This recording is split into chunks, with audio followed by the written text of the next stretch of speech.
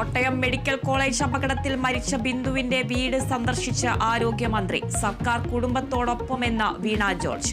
Medical കോളേജിലെ കെട്ടിടങ്ങളുടെ fitness സംബന്ധിച്ച റിപ്പോർട്ട് തേടി ആർപ്പൂക്കര പഞ്ചായത്ത്.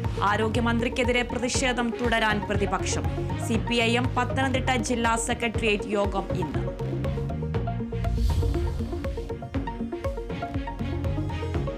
കേരള സർവകലാശാല സിൻഡിക്കേറ്റ് യോഗം ഇന്ന്. രജിസ്ട്രാറുടെ സസ്പെൻഷൻ ചർച്ചയാകും. ഹൈക്കോടതിയിൽ സിൻഡിക്കേറ്റ് വിശദീകരണം നൽകണമെന്ന് ഇടത് അംഗങ്ങൾ.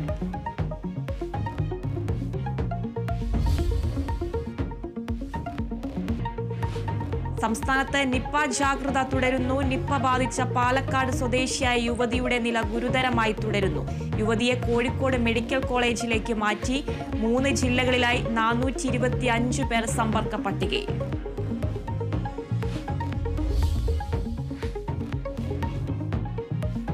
അമേരിക്കയിലെ ടെക്സാസിലെ മിന്നൽ പ്രളയത്തിൽ മരണം 51. മരിച്ചവരിൽ 15 കുട്ടികളും. സമ്മർ ക്യാമ്പിനെത്തിയ 27 പെൺകുട്ടികൾക്കായി തിരച്ചിൽ തുടരുന്നു.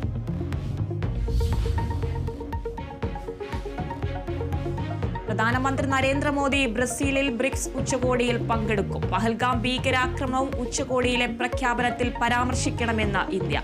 ഉച്ചകോടി ഇന്ത്യൻ സമയം 7 മണിക്ക്.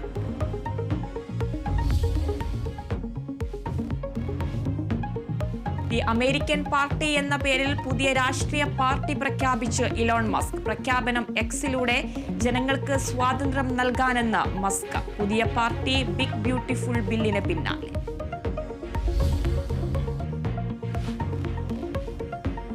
ഇംഗ്ലണ്ടിനെതിരായ 2ാം ക്രിക്കറ്റ് ടെസ്റ്റിൽ വിജയപ്രതീക്ഷയോടെ ഇന്ത്യ. അവസാന ദിനത്തിൽ ഇംഗ്ലണ്ടിന് ജയിക്കാൻ വേണ്ടത് 536 റൺസ്.